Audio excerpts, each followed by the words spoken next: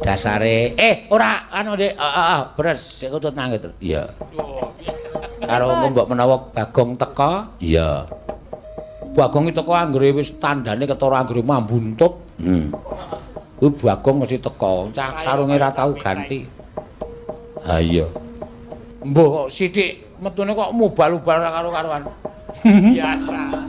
Sabis iso krasa kabeh. Asih nyewa napa? Ha iya. Monggo, alon-alon Mbak Ayu rasah digawe sing kepenting. Sing penting ki kepenak dirasake, mirasa. Ya. Karo nglelok-lelok anting ki bek turu meneh mesakake. Bocah kok kaya iso ora kuat tenan mripate nganti mbrebes mili kaya ngono. Sirahe deleke nggon sound control kuwi lho Deng penak banget. Ha iya. Sandeke sapa? Nek bojoku kae iso dienggo semende. Napa niku? Nek turu. Napane? Nek iki semende ngene kok kuwi ngene. Sing nggih sendean apa? Sende-sendean kursi. Busa. Kursi busa. Kok iso nggo nutupi lah. Payah. Wis lho, sing jeneng terapi terapi lumpur itu ada. Oh, nek wong kutha mandi susu, heeh. Nek wong desa mandi lendut kuwi ya iso marai kuning. Oh, iya. Kebo kae mandi lendut terus kok ireng terus. Akhire kebo kudu menungsa. Oh iya, ya pancen ya kabeh iki ana paedahe dhewe kok reng. Ah iya. Aja ngece padha. Mula aku arep ngopo arep nembang sing pungkasan iki Tru? Iya. Ngaturke apa? Sing rada gumyak Ya awak kudu gumyak ngopo? Sing rada gayeng. Ya. Engko kek neruske laku, heeh. Katurke apa, Teng? Rasa sing angel-angel, sing gampang-gampang wae, Tru. Ya. Sing kepenak, ya. Dayoe teko. Wah, ngece wae. Ngece wae. Marai lara ning ati. Benak lho kuwi, Reng. Ya iya dicoba dirungake. Ya. Dayoe teko. Lana klasa. Lanane pedak. Tambalan udu kuwi. Nek sing kuwi tembang-tembange sing biyen saiki wis diripta dening para pinter Ki Narta Sabda. Bahasane diperhalus. Ora ngono. Dayoe teko kuwi nek suarane nek kuwi tembunge. Heeh. Ya, Tra ya. Ya. Dibukani saka kendang. Batis manis. Tebu saupama.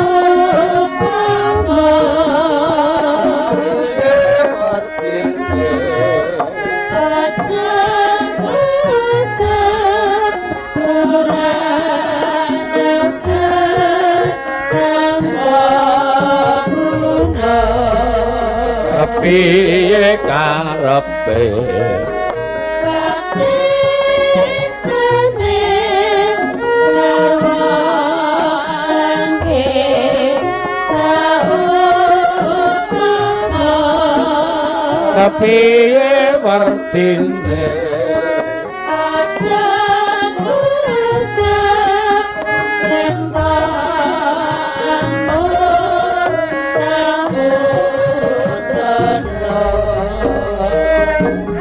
papaco rasakan semangat berpikir-pikir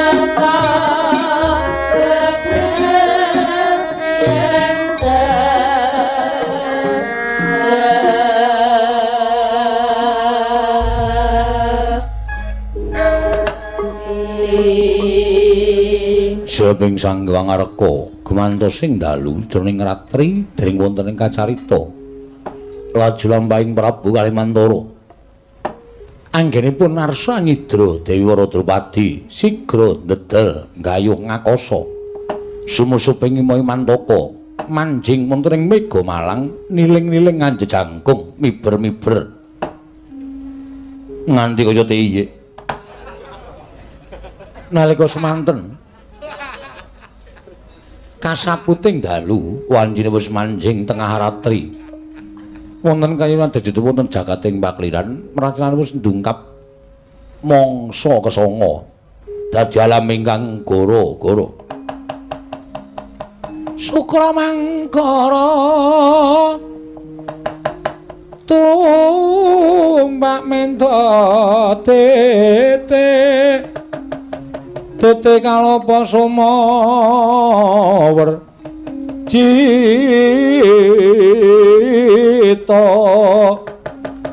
hangkara rakata buta maesa respati mintuna eka dwi tricatur panca Sansapta Astana Wadasa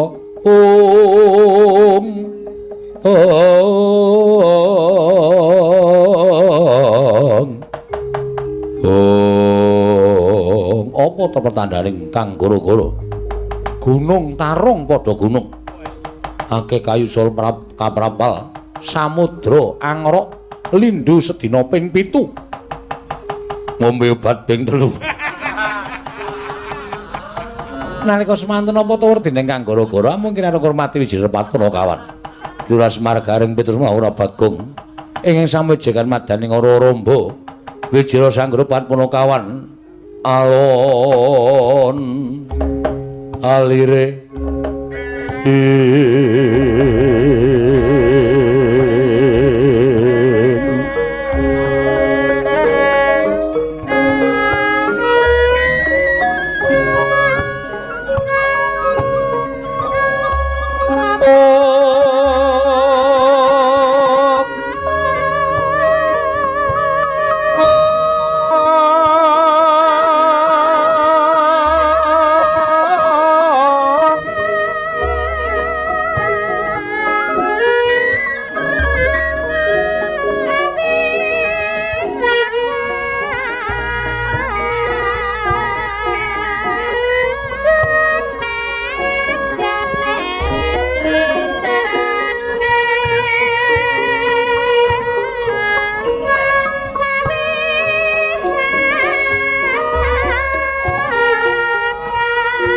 Mirim kembang kopong taratebang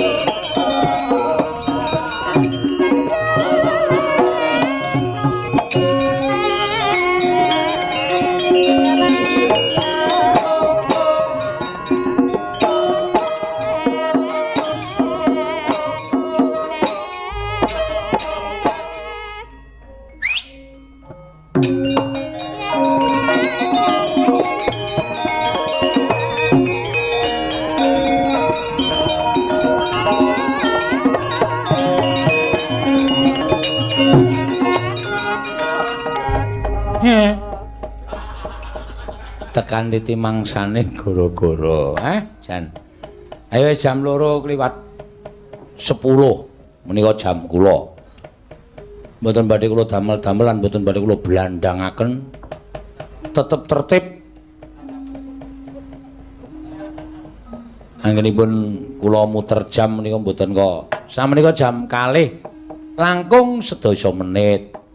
Ngestu padha dawuhipun minangka Bapa slamet ingkangipun sampun minggah gapuraning urip. Lho tegese nek wong dadi manten ki nek cara basane apik ki minggah gapuraning urip mergi. Nuwun sewu, tatraning wong urip ning alam padang menika namung werni 3. Lair, netepi kewajiban terus mati. Namung ngaten menika. Lah panjenenganipun Mas Slamet menika sampun nggadahi inggih menika kewajiban netepi darmaning minangka dados piyai kakung Mengku Garwa dhateng satunggiling priyantun putri ingkang sampun dados lenging penggalipun sampun inggih menika prasetya sebaya mukti sebaya mati abot padha dipikul enteng padha dicangking. Mugi-mugi sakiwa sakinah mawaddah warahmah.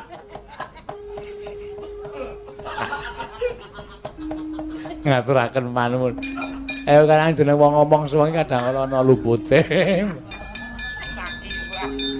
Mboten dados menapa. Ana tetembungan nek jenenge wong ular-ular pinanganten kae jan. Apa sebabe kok manten nek jaman cara biyen apa to sebabe kok manten menika dipun paringi janur. Jan menika sampun ngarani, nur menika cahya. Cahyaning pinanganten kalih menika salebetipun dipun-lenggaken wonten ing dampar menika embane sorote nganti kaya cahyaning Sang Hyang Pratanggapati. Lho. Temanten sakaranipun menika sasampunipun dipun panggihaken lajeng sami bandem-bandeman sura. Menapa to panjenengan sura? Inggih menika kesusu selak weruh. Weruh atine sing kakung karo weruh atine sing weda. Salebetipun eder-eder menika wonten tebu. Tebu menika tegesipun antepe neng kalbu. Ora kok antepe nek wis mlebu menika mboten. Antepe neng kalbu dados pinanganten kalih menika anggenipun wantun nglampahi daup menika sampun mantep penggalipun lair lan batosipun menika tebu. Ingkang salajengipun wonten ing madyaning pawahan menika kenging menapa dipun pasangi tenda. Tin menika sampun marani sami-sami manteping batin. Enda menika sampun ngantos enda ing samugang lir. Tegesipun menawi kesrimpeting aradan menika sampun ngantos enda. Tegesipun sami-sami dipun lampahi sarengan. Lajeng sasampunipun menika wonten pawiwahan menika lajeng medalipun inggih menika pasugatan lemper. Tegesipun dialem ning memper. Lah. Lemper menika dialem ning memper. Wonten ugi ingkang ngedalaken wedang. Wedang menika ngawe kadang. Dados wedang menika ngawe dhateng kadang sanak tangga teparo mitra kawruh kabeh dipun awe dados tunggal wonten ing mriki supados maringi donga pangestu dhateng pinanganten. Nah, karang kabeh iki ana jarwa dasae. Sing jeneng wedang menika ngawe kadang, lemper menika dialem men memper. Lho. Sirah menika isinipun rah. Nek mboten pitados kula aturi mlathok. Isinipun rah. Mata, ngemata barang sing temata. Lho, grana segere ana. Lajeng inggih menika cangkem. Ngruweta barang sing mateng. Pun mung tekan iku kula ora apal kok suwe-suwe. Mbangane ora omong seneng-seneng manten ku ya pokoke ora usah dadak diular-ulari, ora usah dadak diparingi priksa. Wis wani dadi manten ki pancen wis pinter. Wis wani dadi manten pancen wis ngerti endi sing ora entuk, endi sing entuk. Endi sing ora kena diterjang, endi sing wajib dilakoni menika sampun sami priksa. Dadi wis ora usah dadak diajari wani dadi manten ya wani ngoten mawon. Jroning urip menika wonten seneng ana susah, ana bunga, ana susah. Ana bejo, ana cilaka, ana sugih, ana miskin, ana padhang, ana peteng, dipun ngaten kemawon sami dipun lampahi sareng-sareng. Wis rasa dadak werna-werna. Ning ning ning nong nong nong. Mbang sing kepenak. Mbok ya mesam rangut pedae apa? Mbok ya guyu susah pedae apa?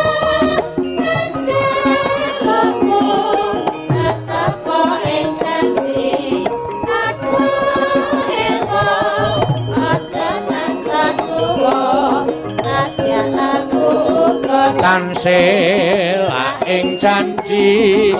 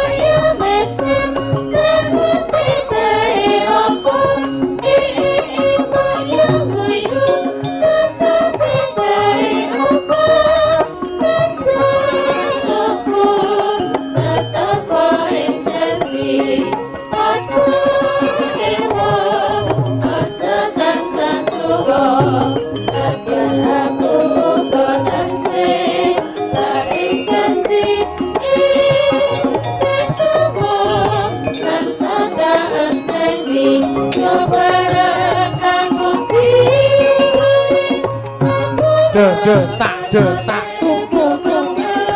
Pasti gak semangat.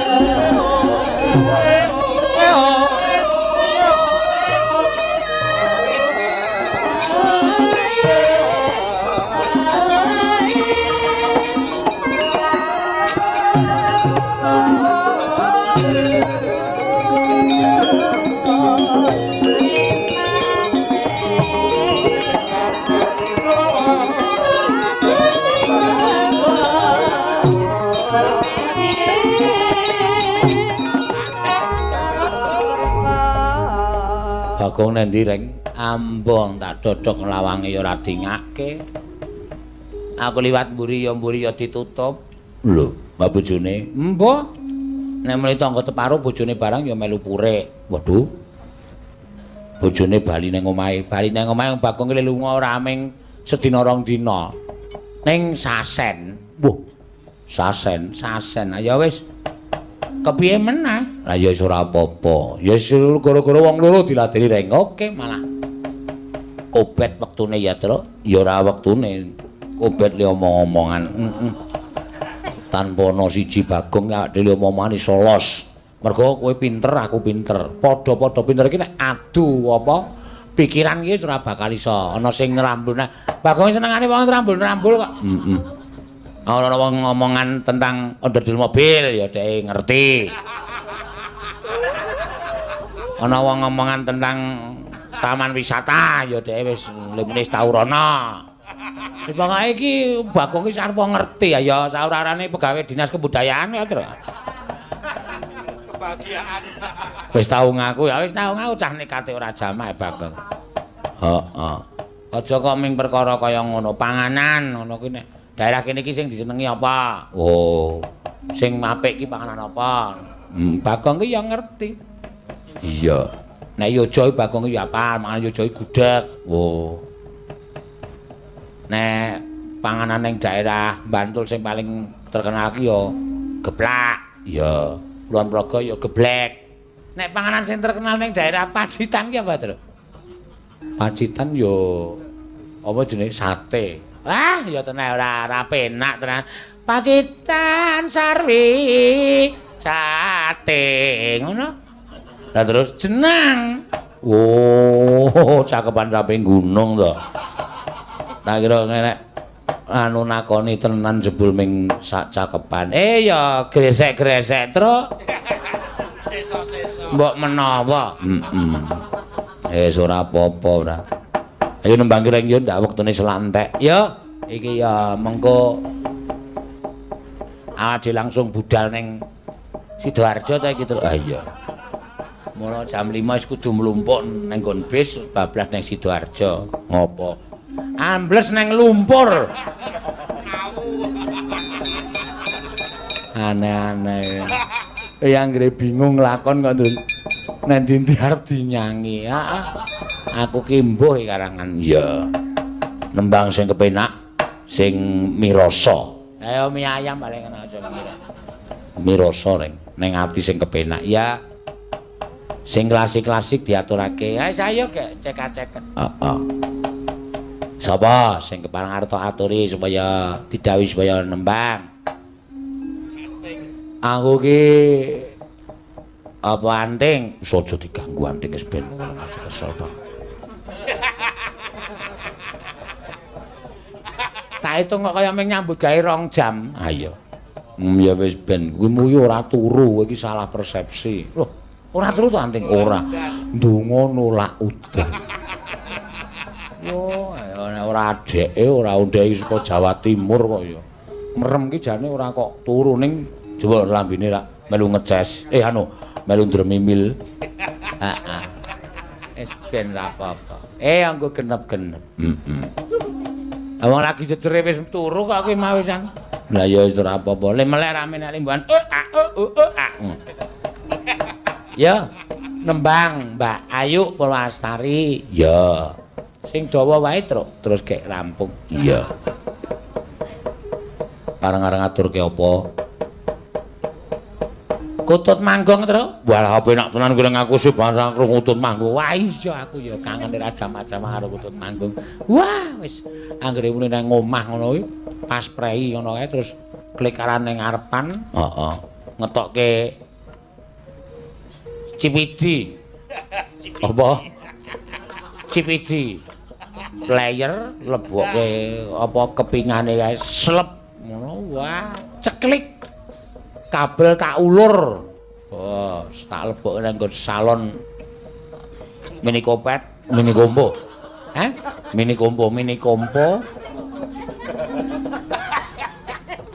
Jlang. Heeh. Wayahe bos. Lingser dentok wah. Duwe rekamane. Oh, duwe. Pinter e.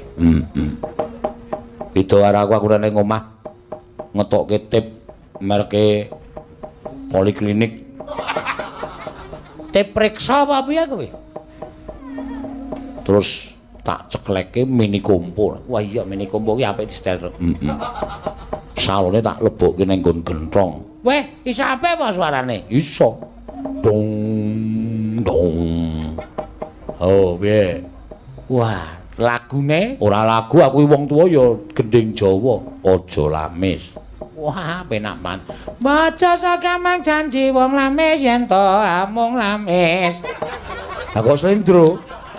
Ya sakarepku ya jenenge mlebu gentong iki wis slendro kok.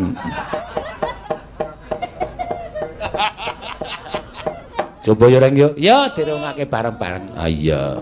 Mbak Ayu Purwalestari. Heeh. Dasare ora anu Dik, beres sik kutut nang gitu. Iya. Karo mbok menawa Bagong teka, iya. Bagong iki teka anggere wis tandane ketara anggere mambuntut. Kuwi Bagong mesti teka, cah sarunge ra tau ganti. Ha iya. Mbah kok sithik metune kok mubal-ubal ora karo-karuan. Biasa. Sabis iso krasa kabeh. Asing nyewa napa? Ha iya.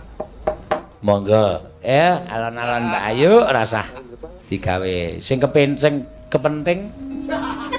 Sing penting iki kepenak dirasake, mirasa. Ya. Karo nglelok-lelok anting iki bek turu meneh mesakake. Bocah kok kaya iso ora kuat tenan mripate nganti mbrebes mili kaya ngono. Heeh. Sirahe deleke nggon sound control kuwi lho Deng penak banget. Ha iya. Sandeke sapa? Nek bojoku kae iso dienggo semende. Napa niku? Nek turu. Napane? Kudune iki semende ngene kok. Kuwi ngene.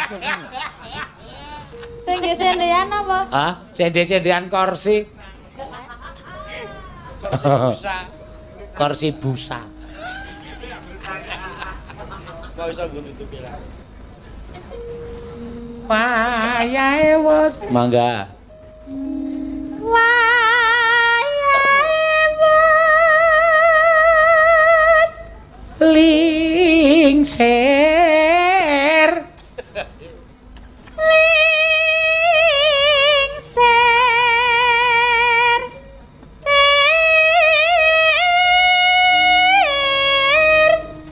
Wangi. Wangi. Hehehe.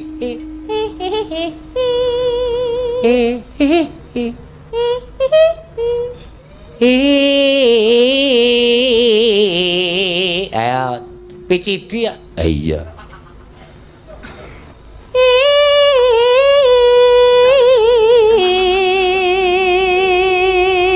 Wong kok ora keseling guyu ya. Mbok gedaduk siem jase ku. Kan leren apa piye kok. Mau wah. Wah. Ora ana wong apa wae. Iya, ayo wong jeneng sarape guyu ya.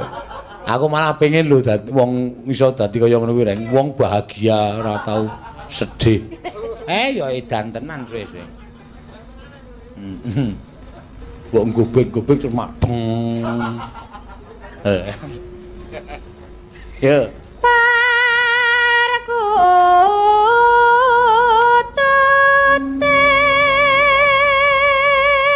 Perkuntule, perkutute.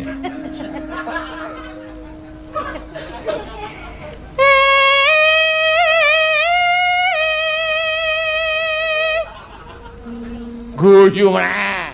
Ora ana apa-apa kok. Saedan alaman. Ben nang kewera.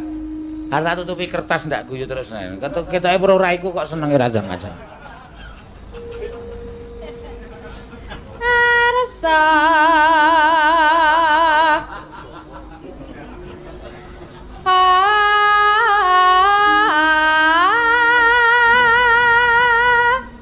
Moni ora usah diangop, ampun nek angop turu ora apa-apa. Ora apa-apa. Ya sak leran lho, sak bawa iki suwe banget lho, iso seprapat jam lho. Sak leran ora apa-apa sendekke nang gamelan sirahe. Nek ora kuat. Iya. Kok disendekke nang Ngebang. Padha wae. Sirah kaya ngono kok sendekke Ngebang. Ya.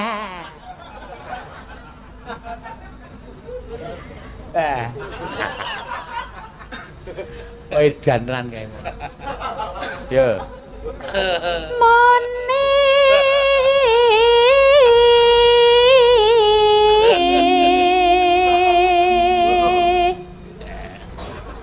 geter sengit kepati-pati lho, Dek.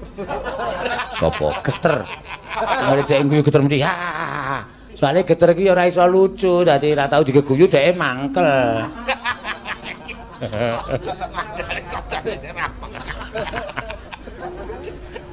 Yo. Bisa. Ning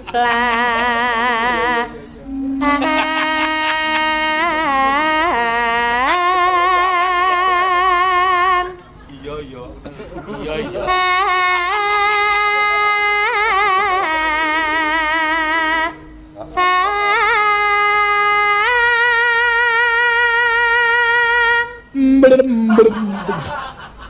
Oh, ora ana apa-apa kok. Oh, ade geser ana lemmu.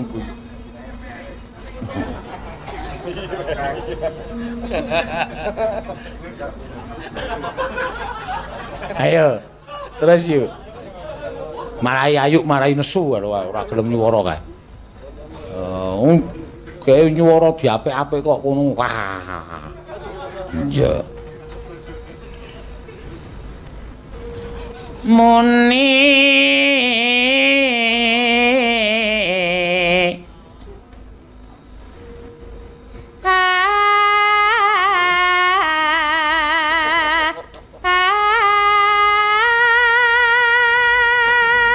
Arjotolo.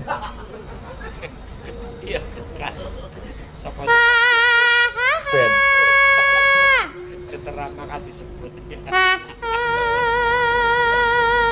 Arjotolo sapa reng? Kuwi wong tuwa sing tau nuthuk garanare ndasku to.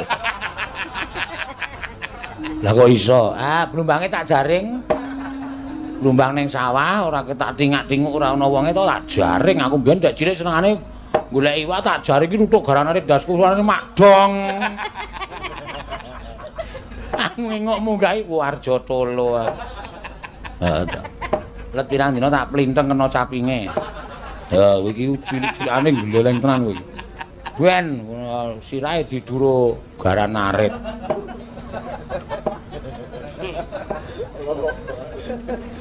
Keringan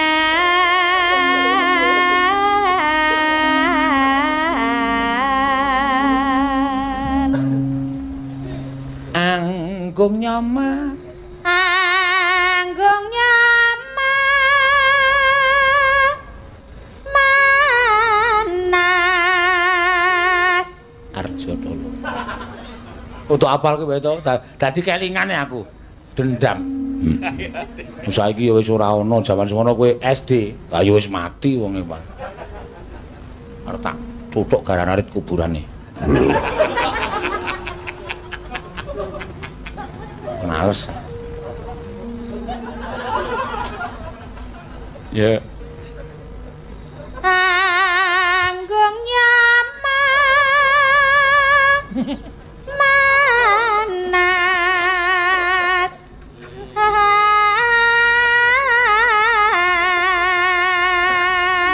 Waduh, PTS ngantuk PTS.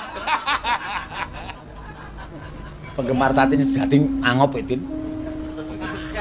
Kene ora tak tambani nganggo penampilanmu wis ora.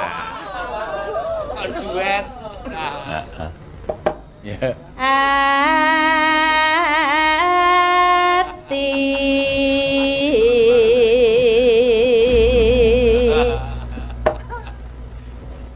pur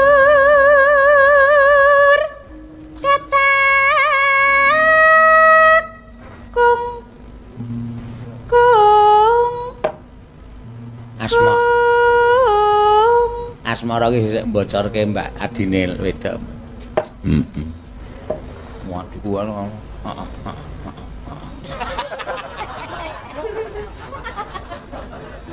Iso ngrungokke dek.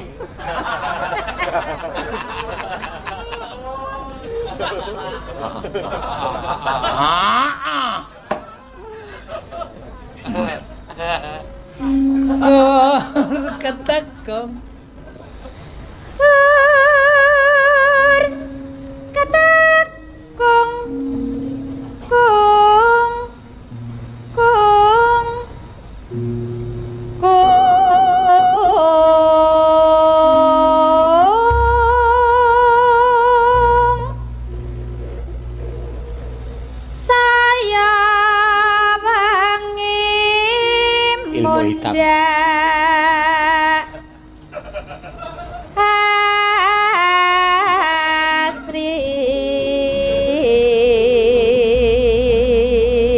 mangga mangga mangga mangga mangga mangga mangga mangga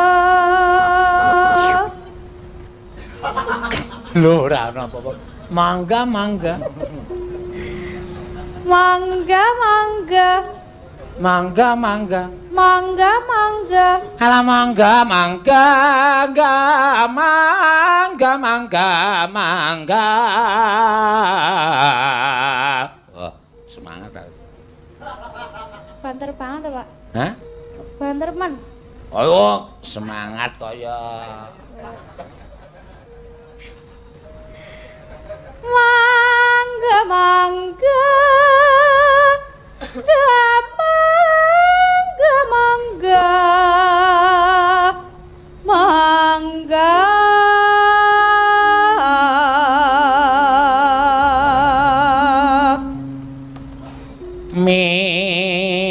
dangat dangat ing kangsa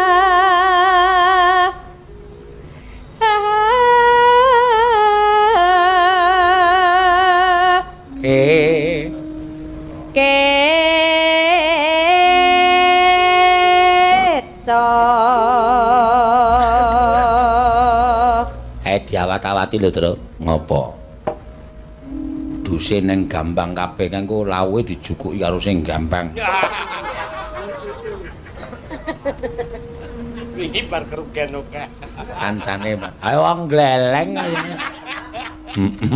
Bareng ngopo? Mbayari sate wong pirang-pirang. Bareng anu kaget. 100 300. Waduh. Ya wis ben ana ya senengane ra dukuro kekuatane. Sonene kancane akeh jajakno sate ning sate kere. 5.000 entuk akeh banget kowe cangkeme kandel kae. Bar mangan sate kere dombeni es teh. Wah, kene iki iso kaya areng-irange dadak nithiki kaya gawe kijing kae tik tik tik.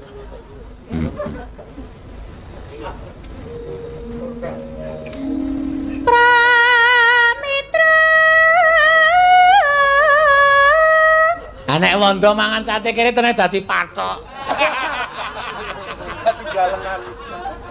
Wong ming siji ora kandel siji tok medun ngene. Dadi gojo. Kang mi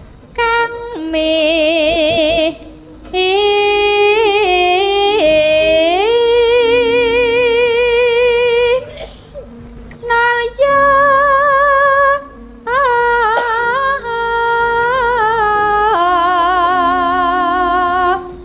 sugeng lenggahipun para tamu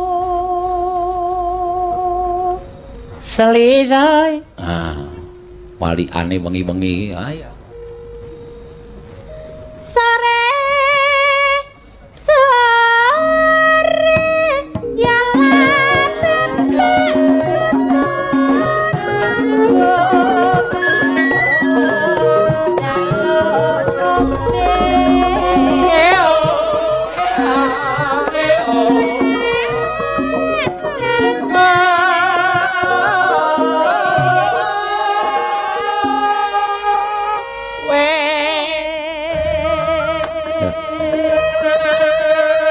Nek awak dhewe sowan mrene iki jane wis ping bola-bali ya, Reng. Ah iya, ini ya tetep kanggo mem-em. Apa? Mem-em. Mem-em ki apa? Kuwi lho sing ning nggon HP menunjuk arah kuwi lho, mem-em. Menurut mem-em. Reng, sok menawa iki golek sopir sing pinter. Sopir goblok kok dimu ora. Ditakoni iki waktune pirang jam perjalanane? Menurut mem-em. Bareng wong teko genake menurut map. Maksudnya menurut map. Nulis mem-em. Iya, wis. Sugeng rawuh. Sampon. Sampon. Mobilnya disiapke urung sampon. Lah kok ora tok angkat WA aku dereng tanggi. 2 jam setengah. Ayo, yuk. Jangan percaya. Semo. Awang yang iki jenenge Atun. Le nulis nang HP iki yo Aton. Ki lanang apa wedok? Wedok jenenge Atun. Lah kok Aton aku yo. Aton. Ya wis. Dinggo ino-ino. Engko rak nesu engko esuk-esuk. Engko ngomong-ngomongku. Ngomong-ngomongku. Diwedeni arep. Ya. Omben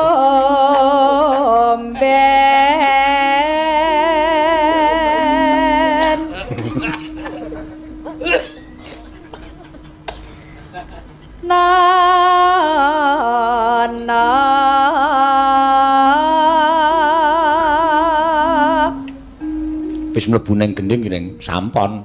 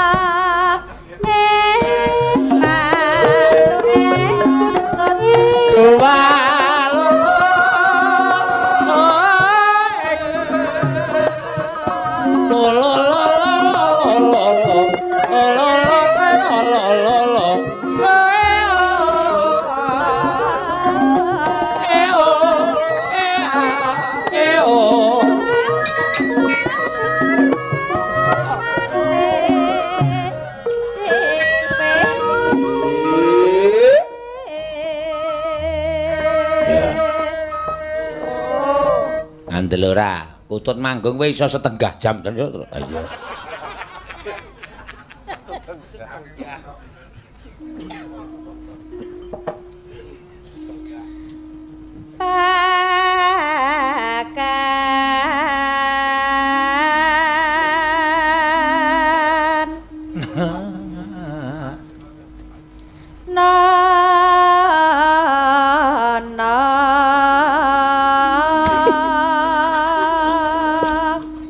Derekke Pak Semo.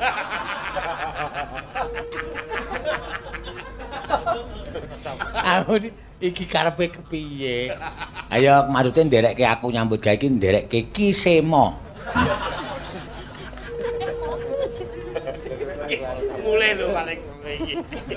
Gemremeng wisane ngomong.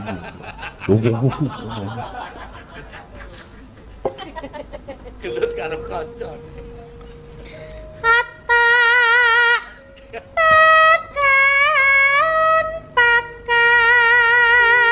Pakan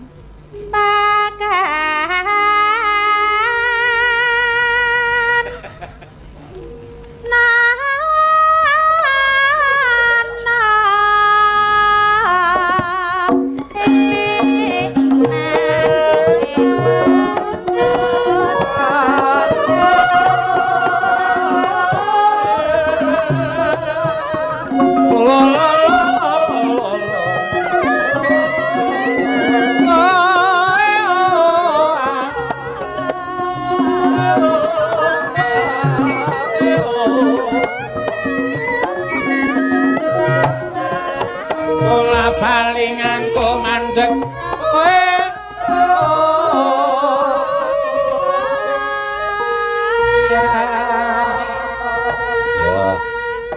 neno monggo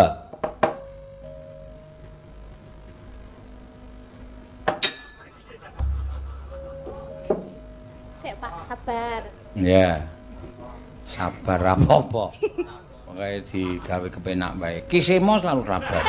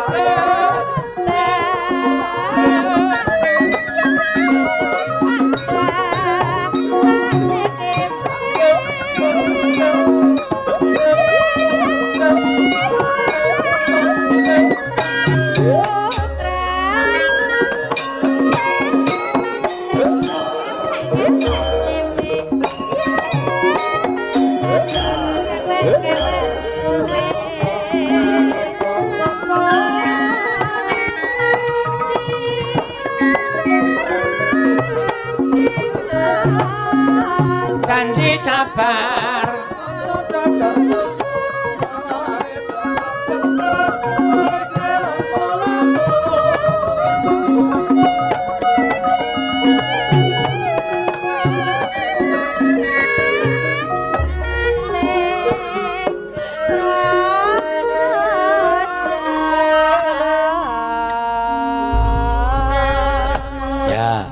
aku wis kutut manggung larase diwal anu modene patete diwalik sangga sangga ayo diaturake ya arep lagu apa Truk sing kur-kur wae ring sing kepenak iya areng-areng Bapak ora ngira weh buka bonawe iya kaget aku mung ora ngira kanggo wah ya Karang Gedhing suwe ora tau diuneki kaya terus mbok duneke mbok menawa engko kepenak dirungokke. Ha iya.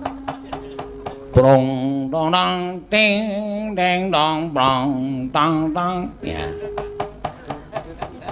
Enak. Sinden 8 muni kabeh. Iya.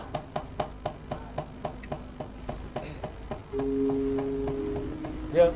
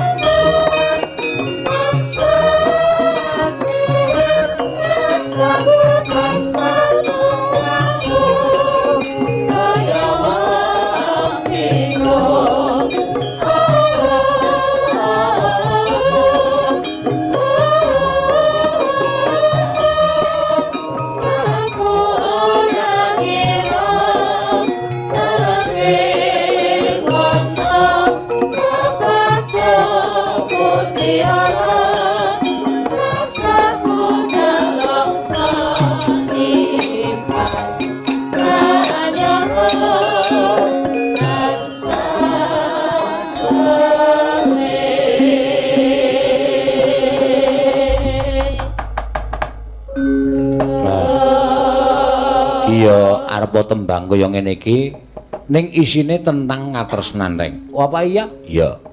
Surup surya wengine wis teka mripatku meremelek tansah lirik rasaku tansah tumlawung kaya wong bingung.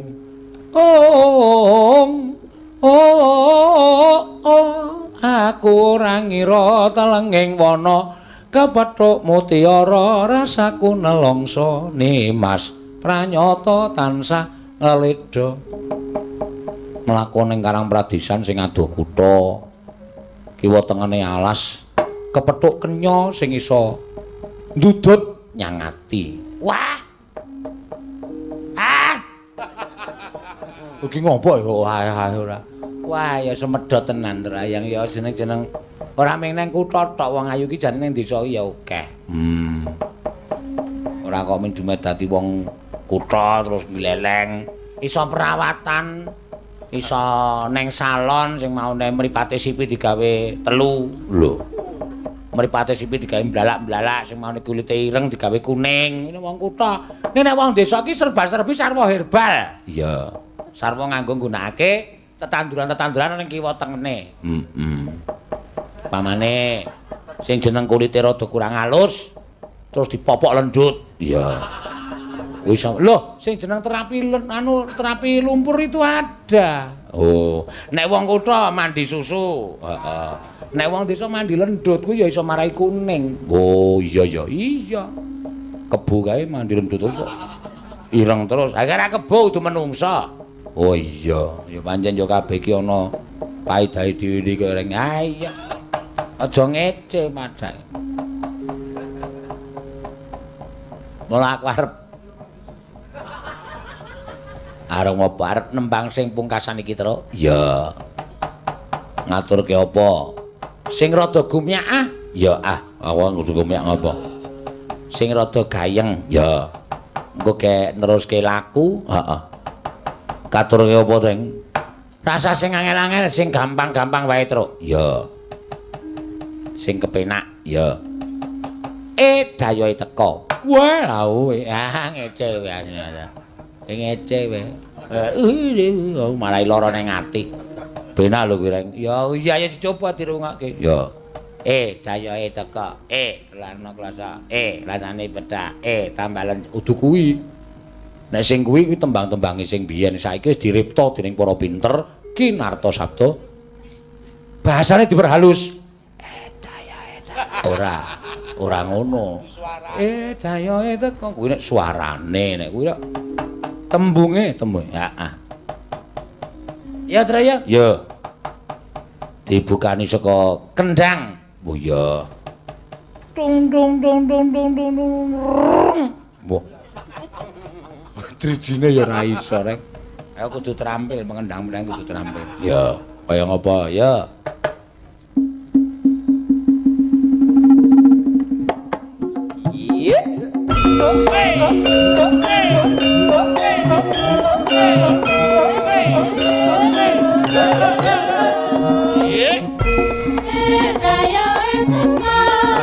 Enggal papakno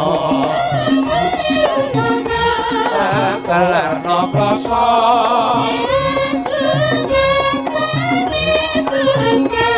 tambal cadak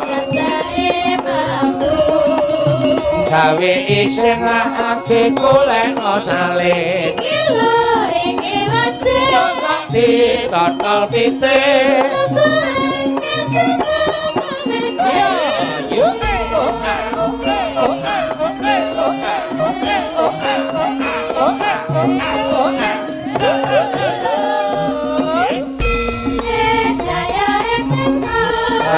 enggal papakno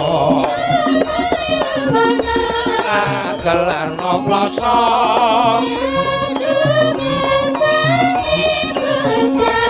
tambah catal gawe isin lakake golek salin iki wajib mati total pitik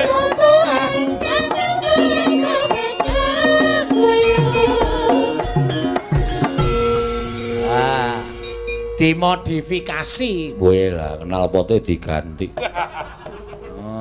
Knalpoti cengelmu iki wae to. Wah, rumah aku nek ora ono Bagong karo aku koyo ora cocok to, Reng. Ayo omonganmu sak penake dhewe kok. Ya wis, rasa dadak dibahas. Mundambala ora prayoga kedadiane. Heeh. Kalundara Janaka Sungkawa mesti wae sebabe Sira Prabu Darmakusuma iki ra wis ana telung candra iki ninggal negara Ngamarta. Lho. Aku marah ora ngerti kabar ya, Reng. Wah, kowe iki abdi sing nirwasa sanggeman kok, Tru. Ya wis wani yuk. Ndara Janaka dilipur penggalihe men duwe pangarep-arep kengraka timbul ana ing negara Amarta. Ayo terus ya. Janing yaning talaga kadilange om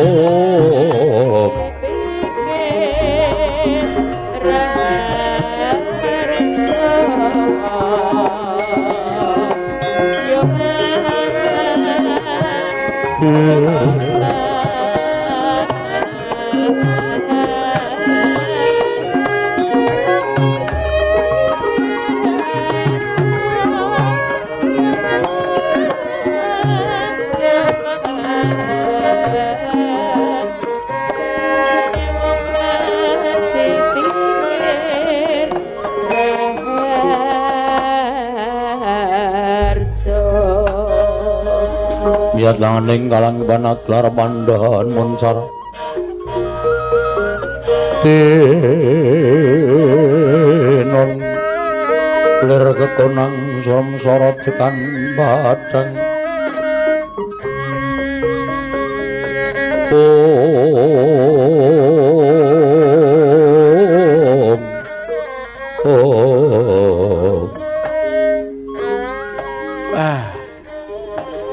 kula piyambak nggih melu prihatin. Negari Ngamarta pun dangu komplang Kakang Semar. Nganti bingung penggalihku nalika aku kudu ngupaya menyang dilenggahi Nyai Prabu Darmaji. Monggo wis ora kurang-kurang nggone kelawan kadangku Yai Werkudara dene Janaka bebasan tepung gelang kekalangan. Ngupaya menyang endi dununge Nyai Darmaji marandene ora entuk tandha-tandha menyang endi lenggahi Nyai Prabu Puntadewa. Dipol kula Ndara mula wektu dina iki Werkudara Janaka lan Kresna kakangku rawuh ana ing Karang Kadempel ingkang wigati nyuwun pepadang kelawan Kakang Semar.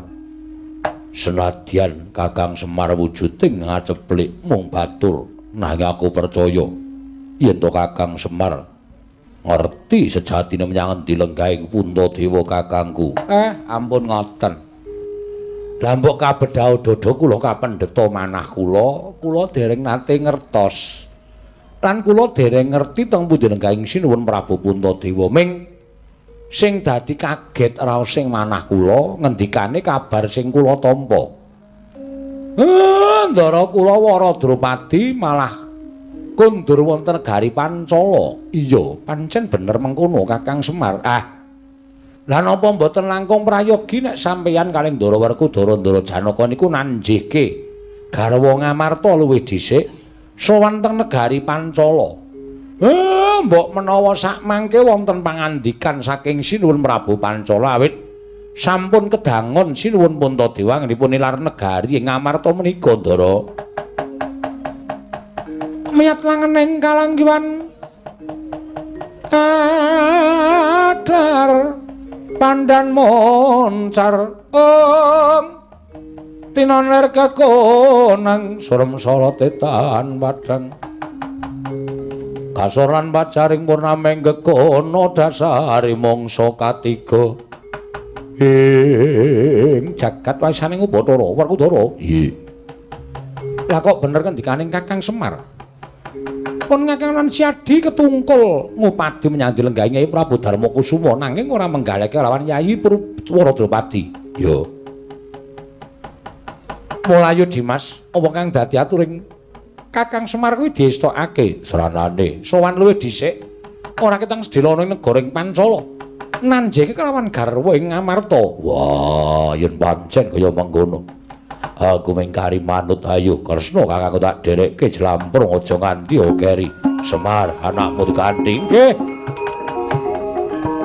Mareka den rayekna semuriris.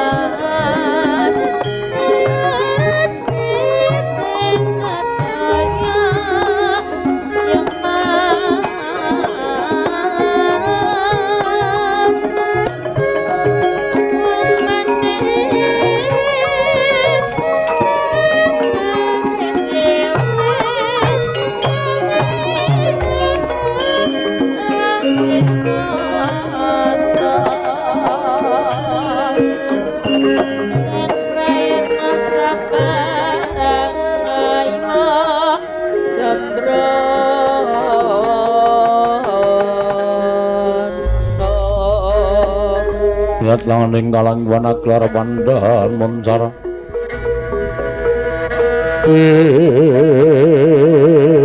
non ler kekonang suram sorotetan badan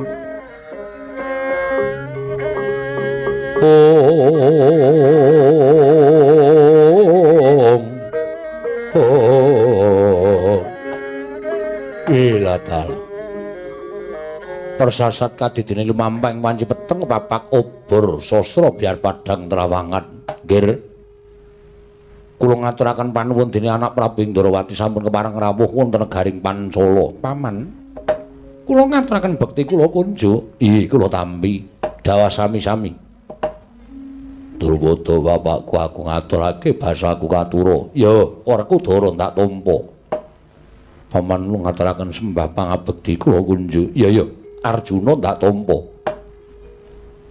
Ing pamaning Pancala nderek prihatos. Dhateng lampahan ingkang sampun lampah wonten negari Ngamarta mendranipun anak kula, anak Prabu Puntadewa. Ngantos dados jalaran wangsulipun anak kula Waradrupadi wonten negaring Pancala nggih. Aman. Sawanipun ing putra Indrawati jatosipun nanjaken babagan perkawis menika.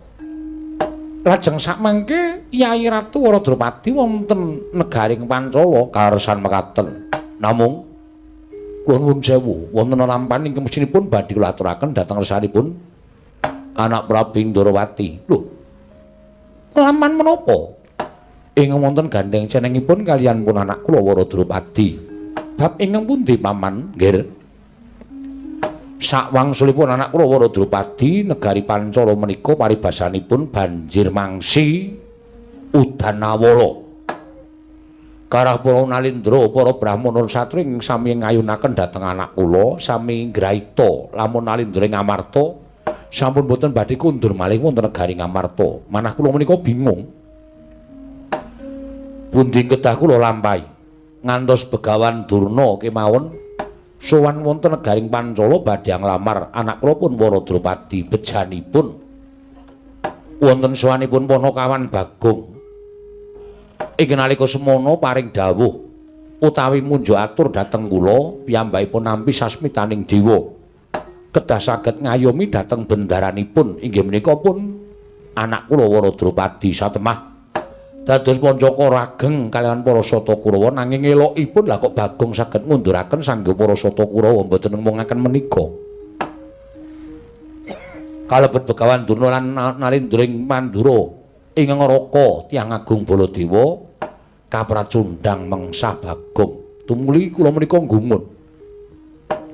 Bagong kok gadhahi kekiyatan ing kados mekaten menika. Lajeng nalar kuna tumunten kula menika metang menawi Bagong nggadhahi kekiyatan kados mekaten menika ngayomi dhateng ingkang bendara inggih menika pun anak kula Waradrupadi tartemtu boten badhe wonten tiyang ingkang wantun giriguda dhateng atmaja kula pun Waradrupadi. Lajeng sakmangke Bagong wonten pundi? Bagong sakmangke sampun mapan wonten Taman Negaring Pancala. Malah piyambakipun sampun matur dhateng kula badhe ngayomi dhateng pun Dewi Waradrupadi anak kula slaminipun Prabu Puntadewa anak kula mantu menika kesah saking Negaring Ngamarta. Lan Bagong sampun matur menawi mangke anak Prabu Puntadewa sampun timbul piyambakipun badhe nilar Negaring Pancala. Nanging pakatinipun Bagong kados mekaten menika mboten sae kedadosanipun Jer Bagong menika namung derajatipun Panakawan paman. Lah nyatanipun kula sampun kebacut maringi palilah dhateng pun Panakawan Bagong lajeng menika mangke kados pundi nggih? Gonjang ganjing langit kelap-lapaton lir kincanging risang mawe gandrung dara. Nggih. Arjuna kula wonten paring adhawuh. Mula ta mula sowani anake Semar iki mau kok ora katon Bagong. Lah kok jebul Bagong mulang sarak dheweke ninggal malang unggah-ungguh lan tata krama mapan ana negara Pancala kanthi pawadan ngayomi marang Mbakyumu Waradrupadi. Nek nganti Bagong kurang ajar kepiye Janaka? Koko Prabu Lati lenggah ing prayogi.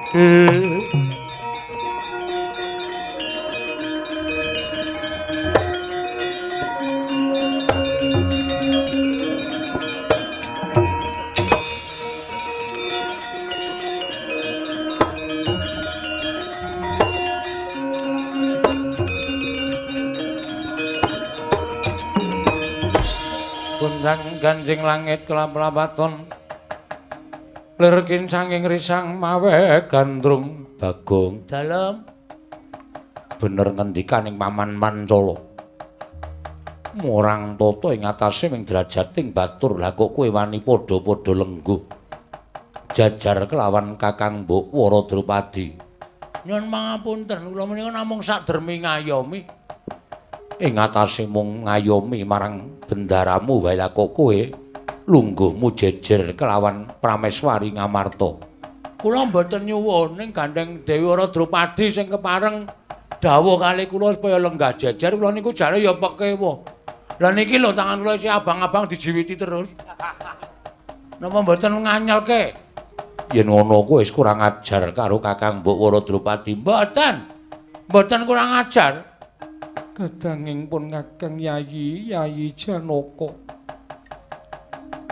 sing gedhe pangapuramu ya Dimas. Kaya ngapa ta rasane ngatasé aku tininggal dening guru lakiku nganti tekan 3 candra suwene. Dene ana wong kang gelem ngayomi marang aku. Malah kepara kebeneran to Dimas aja ngruputke karo Bagong. Kakang Mbok, mestinipun boten kados mekaten lampanipun. Panjenengan menika Prameswari Negari Ngamarta. Teka Bagong wantun nyala wetah dhateng jengandika lenggah jajar kados mekaten. Malah semunipun radi boten wonten ginggangipun antawisipun jengandikanipun lenggah kaliyan pun Bagong. Pancen aku ingkang njaluk supaya Bagong lungguh jejer kelawan aku ya nyatane bareng Bagong jejeri kelawan aku. Atiku krasa tentrem, atiku krasa ayem Yayi. Ngandel ora senengane kok maido arep rupane kaya ngene iki ning gedhe dayane. Bagong bali ora? Ora. Lho, ora basa. Ora basa wae sampeyan nyatane ketone ajeng meri karo ketrimane uripe Bagong kok. Pokoke aku arep nang kene sak teruse, nek ora sak teruse ya sak timbule Ndara Puntadewa kula lajeng teng mriki ngayomi karo Daiwara Drupadi. Yen ngono kowe wani karo Janaka sing tak wedeni apamu gene marganing patimu Bagong.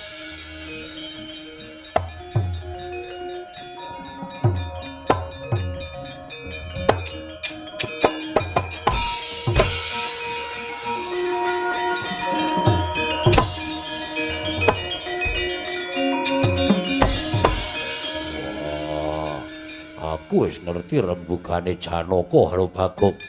Kowe pancen batur sing ora ngerti karo derajatmu. Ora gelem medhun kowe jejer karo Wara Drupadi Mbayu idak mutar kowe. Idan idak genti kowe Werkudara.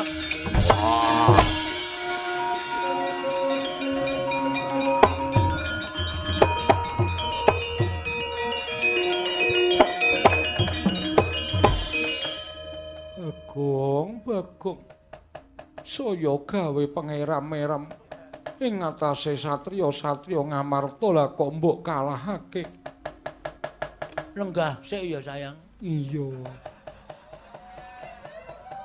Aku nek ora ngladeni wong-wong kae ndak dikira aku wong jiring getih wedi mati. Iya, Bagong.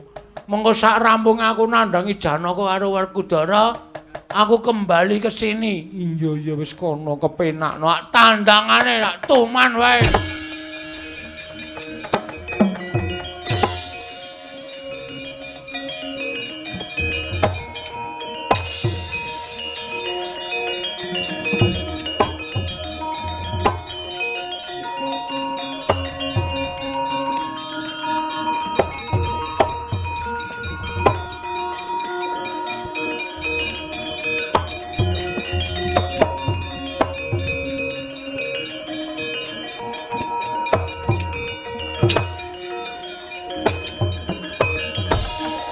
Janaka mboten kinten babar pisan. Bilih Bagong nyata anggunjak dhateng Kakang Mbok Wara Drupadi, semune Wara Drupadi ya ora wegah nampa karo Bagong, ditampa kanthi ikhlas. Lah dalah jagat iku badhe jagat pangestungkara. Lah kok dadi kaya mengkono kanane Bagong? Mung gumunku lho, Yayi Wara Drupadi kok ya nampa iki ana lelakon apa Maratresba? Tak presanane kaca paesan Werkudara.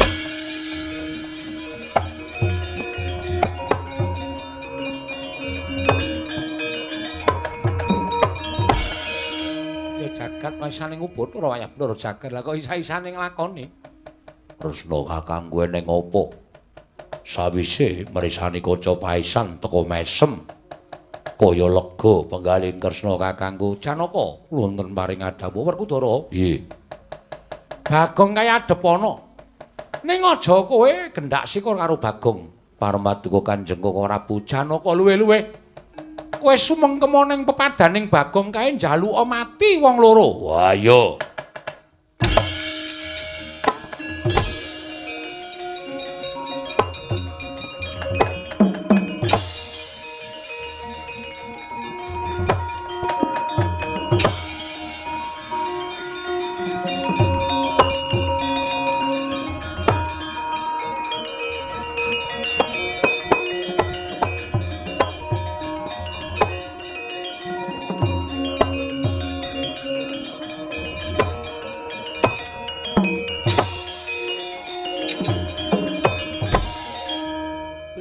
Ada munduk-munduki ngapa iki? Bagong. Wiwit dina iki aku njaluk mati. Lho. Ngapa? Saka ngendi doan? Saka pis-pis ya. Bagong. Wah. Aku njaluk mati. Wah, janane ngono kuwi mah. Sone ajak-ajak. Bagong edan ora gagas karo aku. Aku patenono. Bagong aku patenono. Aku trima mati ning ngarepamu Bagong tinimbang aku wirang bebareng. Aku patenono. Apa perlu aku kudu suduk salira ning ngarepe Panakawan Bagong. Aku patenono Panakawan babar sejatining wujud nata Ngamarta Prabu Darmakusuma.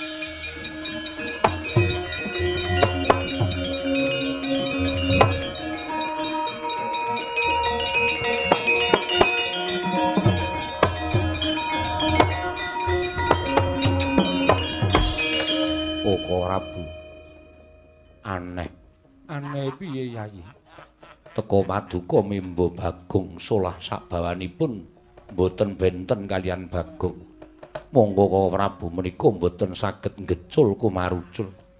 Nanging ing menapa saged jebles kalian Bagong. Sing tumindak dudu pun Kakang nanging uga Panakawan Bagong ingkang tak papanake ana ing kalpikaku iki Dimas Arjuna.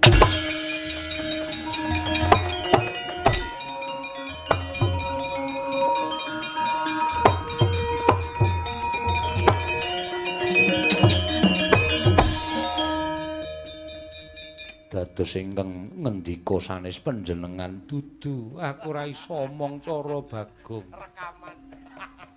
Aku sing ngomong. Ya. Lajeng ingkang tetembangan jejogetan. Kula kandhane kok ngeyel ora. Wis ngene iki wis apik wis tekan esuk dadak di protes. Angel lele mikir. Iya, Bagong. Dimas pun Kakang sayekti nggone Mendan krana pun Kakang upaya wujuding pustaka Jamus Myang Jimat Lima Sada ingkang Mendran saka negara Ngamarta Yayi.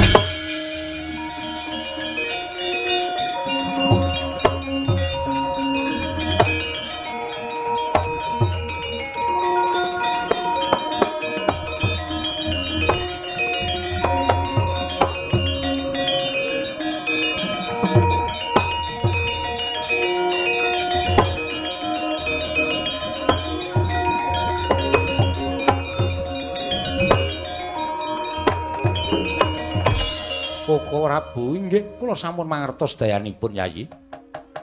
Namung mengatono tasih wonten kewajiban inggih menika ngupaya wonten pundi durungipun pustaka Jamus Myang Jimat Lima Sada. Kula piyambak mboten mangertos. Lajeng badhe dhateng pundi anganipun ngupaya pustaka Jamus Myang Jimat Lima Sada. Koko Prabu kula mboten saged munjuk atur dhateng ngersa paduka Kanjeng Koko Prabu anak Prabu Darma Kusuma kula ingkang sowan nggih.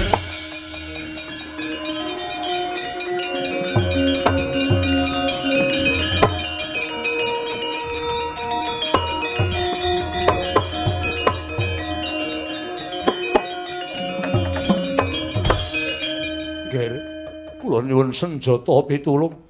Ing Rama ing Pancala nyuwun tulung. Paman Pancala wonten menapa? Ingkang garwa anak kula Waradrupadi cinidra dening Duratmaka. Bineta ngambah dirgantara kula sumanggaken nggih anak Prabu Darma Kusuma.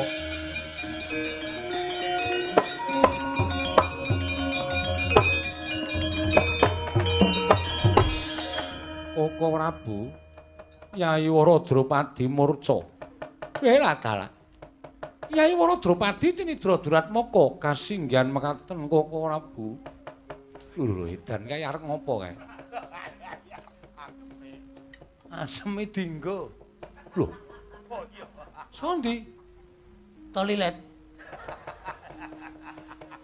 Tak kira nek ngrebut Waradrupadi wis udu hakku wisan.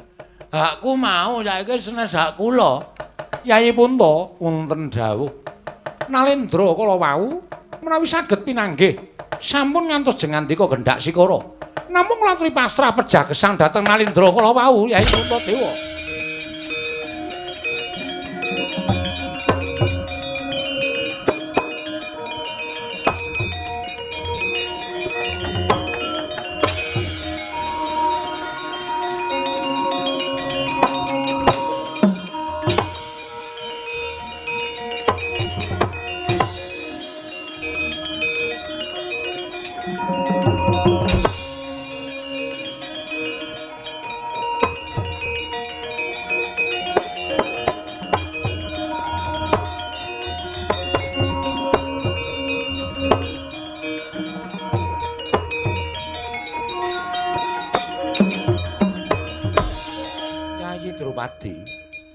Ora usah dadak kowe bingung. Ora usah dadak kowe rumangsa bakal tiba ning Padasuri. Nanging kowe bakal tiba ning kasur babut kowe winengku garwa dening Nalendra ing pusur Bowi Prabu Kalimantara. Aku Nalendra Muda kowe njaluk apa wae bakal tak turuti. Waton kowe gelem ngladeni kelawan aku nata Kalimantara Waradrawadi.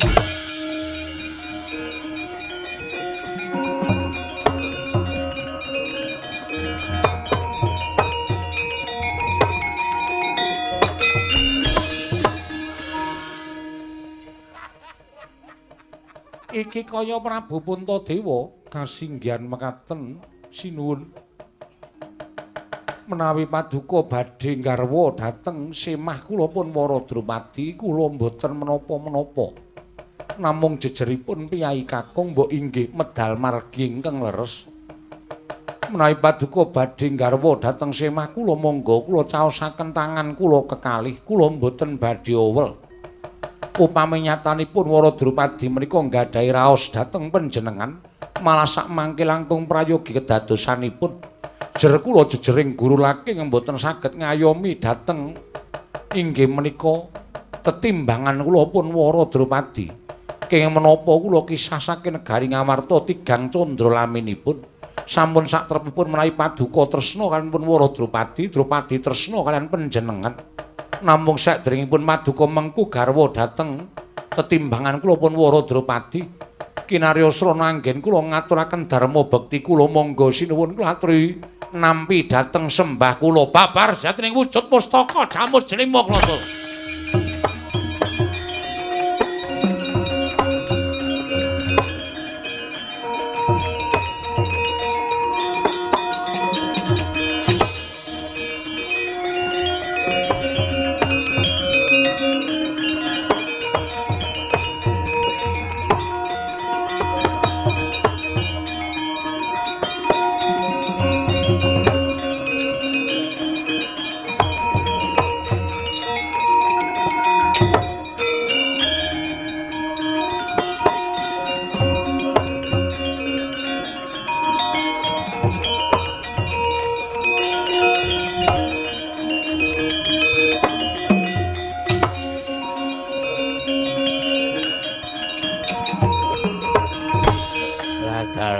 Katon padhang kahanane. Anakku Drupadi wis bali, Yai. Anakku Puntadewa uga wis timbul. Kresna, iku wonten dawuh paman. Ing pamaning Pancala ngaturaken panuwun ingkang tanpa pepindhan. Semenaga kowe Werkudara, ya. Aku ngaturke panuwun ingkang tanpa pepindhan, ya. Ora dadi ngopo. Muga-muga kabeh bisa mlumpuk malih ana negara Ngamarta. Ya, kuwi lho prayoga. Iki piye kok dadi kanane kaya ngene piye?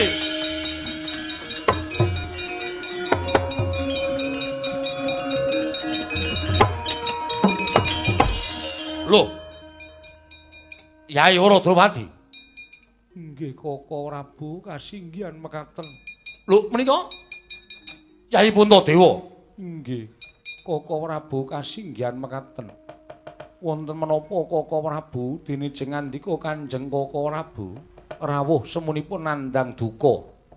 Apa boleh kakangku teka-teka nesu? Nek karepku arep nesu karepku. Nek gandeng kanane wis kaya ngene iki, aku arep nesu karo sapa? Yen nganti aku njaluk Yai Waradrawadi padha karo aku ngrusak bebrayane Kyai Prabu Darmakusuma. Ora prayoga Werkudara. Weh, mantene tak kandhanane sik.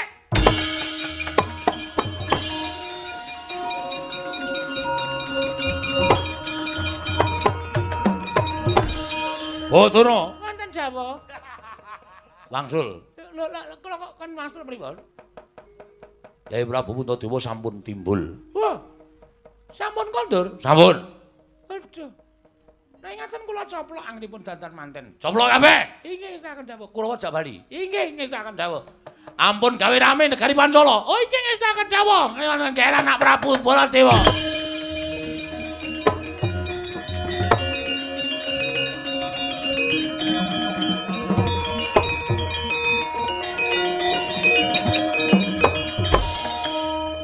Wis kelakon.